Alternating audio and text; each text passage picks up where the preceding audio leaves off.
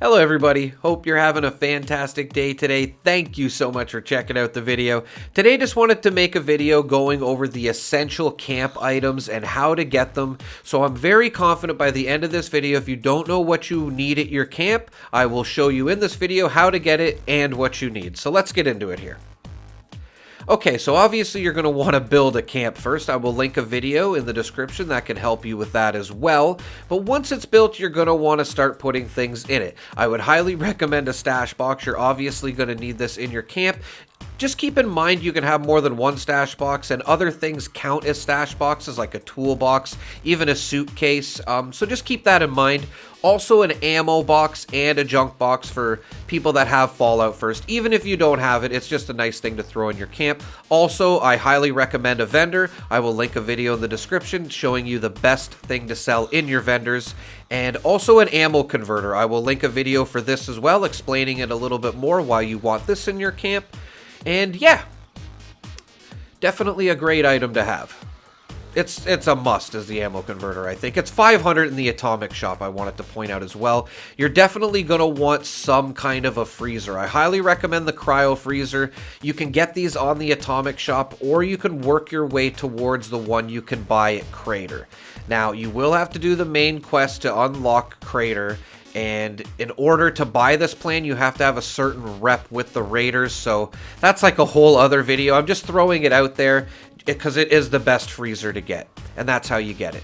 Highly recommend a bed as well you're going to want in your camp, and an ally I would highly recommend too, as they can be used for, you know, not only XP buffs, which I'm going to show, but other things. Definitely have an ally in your camp. And just to show, you know, an ally here, Leo will give you a buff for 5% extra XP, and sleeping in a bed will give you 5% extra XP for an hour. So just to point out those two things is, you know, a good reason to have a bed and a companion. Maybe you want a companion like the free one that's on the Atomic Shop now, which will help you repair your weapons to 150%. So an ally is definitely a good thing to have. You're definitely going to want a cooking station at your camp. And most of these items, other than the ones I was talking about in the Atomic Shop or Crater, you can get when you first start playing, like the weapons workbench here, the armor workbench. But there's a couple of workbenches that you want that you can't get until you do these missions. So it's very straightforward, these missions. I'm just going to show you very quickly. It's called Wayward Souls. When you come out of the vault, you're going to want to just go talk to this robot right here, Pennington, and that will begin the Wayward Souls. And you're going to have to do 2 missions, and when you're done them both, you will have unlocked the Tinker's Workbench and the Chemistry Workbench. And it's as simple as doing these 2 missions. Like, the longest part about these missions is probably the dialogue. They're extremely simple to do. And yeah, you just come out the vault, you're going to talk to Pennington, then you're going to come down and talk to these 2, and then they're going to point you in the direction of the Wayward, and then you're going to go over to the Wayward, which is over here. And then you will go inside of the Wayward, and this is where there's going to be a lot of dialogue. But when you're done, you will have completed Wayward Souls, and then you will be able to access the 2 missions that I'm talking about to unlock these crafting stations, which is First Contact. So yeah, grab the pepperoni roll too. It helps with carry weight there for an hour, I think. And yeah, go into your Pip-Boy and just have First Contact on. You don't want to do Hunter for Hire to get these. You may want to do that mission, but it won't help you get these crafting items. So yeah, we're just going to start this mission, and it's going to bring us over to Flatwoods here, and we're going to have to come up to this terminal. And a lot of these missions will involve this area and this terminal, just so you know, but we only need to do the first 2 to unlock these crafting stations. You can see here we're done Thirst Things First, I think it was called, and now we're starting Second Helpings. These are the 2 missions we want to complete in order to get these 2 crafting stations. You're going to see I'm going to leave the terminal here, and it will have completed Thirst Things First. And yeah, then we will have the first workbench. Keep in mind, I didn't show the whole mission here. You will have to walk yourself through it. It's extremely easy. I just wanted to, you know, show you which ones to do just in case you didn't know. So I kind of skipped through these very fast. But as you can see, when I'm done both of these missions, we will have both the crafting stations. And these are an essential item at your camp. You're going to want the Taker's Workbench, and you're going to want the Chemistry's Workbench. There's so many, like, ammo is made at the Tinker's Workbench, and the Chemistry Station, like, from mutations to, you know, cutting fluid, I think you can make there. Maybe that's the barbecue, I'm not sure, but you definitely want it, trust me. Another thing you're going to want is a water purifier. Now, if you come over here to Tyler County Dirt Track, all you have to do is capture this workbench, and that just involves killing all the enemies and walking up to the red workbench there and claiming it, or you can even hold the touchpad like I did, and then you can start to claim it. Once you are done claiming this workshop, you don't have to defend it or anything like that. You will have access to a water purifier, and I'm going to show you more than a couple reasons why you want a water purifier. You can see you don't really get a plan for it, it just unlocks it, which I'm going to show here. I wasn't able to build this up until this point, so yeah, you got to come over here and take this workshop, and then you'll have access to water purifiers, which you could put at your camp. Keep in mind they do take more than a bit of power to run. It's 8 power each, so I do recommend getting the fusion generator, which I'm going to show here.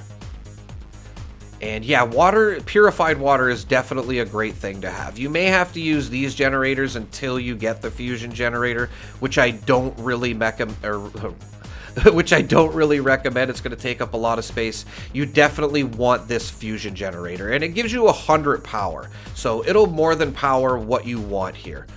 You can see, like, I need it more than a couple of those other generators. And to get the fusion generator, you need to hit level 30 before you can buy it. And then you can just come over to the White Springs Mall here, which is at the White Springs North entrance, which is discovered right here on the map I'm going to show. And then you can even use the icon on the map to fast travel directly in to the mall, which is where you're going to get the plan for this. And don't worry about it, the plan is extremely cheap. If you can put hard bargain on under Charisma, it will make it a little bit cheaper. And yeah, it's like under 200 caps, I think we're going to show here. So it's a very cheap plan, and all you have to do is get to level 30. And trust me, you'll thank me later. You're definitely going to want this generator. That 100 makes such a huge difference opposed to all the smaller generators. And yeah, keeping in mind, do not forget to learn these plans as you're going, ladies and gentlemen. I just want to show too, like, purified water is a great substitute for stim packs if you can't find them off the hop as well. You can see it filled my health up here very fast. And it's also good for making caps at the train station vendors. You can see 85 got me 340 caps, and that was fairly easy to get with the water purifiers. Another thing you're going to want at your camp is a garden. Now, the vegetables that I'm getting here is not maybe necessarily what you want to get, but you can get a bunch of vegetables or planting crops, basically, at the General Steakhouse here. I just thought I would show it in case you want a place to come to start your garden. You can always change up what you have in your garden. It's going to depend if you're a herbivore or a carnivore, but definitely get some sort of garden started, as you're going to want one in the future. I assure you, you will. And yeah, you can just plant them in the dirt at your camp. You can actually get farmable dirt tiles from the same robot I showed getting the cryo freezer from, if you have your rep high enough. Oh no, sorry, it's actually from Foundation you would go for the farmable dirt tiles. But that's, you know, probably a little bit ahead of your playthrough. You're also going to want a power armor station, which is a little bit tricky to get. You have to do a mission here, which involves getting the excavator power armor. I will link a video in the description explaining how to do all of this. It's at the Garahan mining headquarters I'm showing here on the map. And if the mission doesn't start when you come over here, you can come up to this sign here and it will activate the mission for you. It's called Minor Miracles. And again, you have to be level 25 to start this. I highly recommend doing this. I will link a video in the description. You will get the power armor crafting station and an awesome power armor. And last but, well, one of the last things here is a punch card machine. You're going to want this. You don't get this unlocked until you're level 25. It is under the crafting part in your build menu. And you're going to want to put this down so you can switch your perk cards around on your build, your perk numbers as well. It's definitely a must for your camp. Level 25. Asymptomatic, a little easier said than done to get this. You will have to do daily ops to get Asymptomatic, but I do recommend getting it for your camp if you can. Just if you see a team doing daily ops, maybe hop in and help them, and maybe you'll get lucky enough to get Asymptomatic. It is somewhat rare to get, so if you don't get one right away, just keep trying the daily ops until you get it. But there is a trick to maybe get the Symptomatic I just want to show.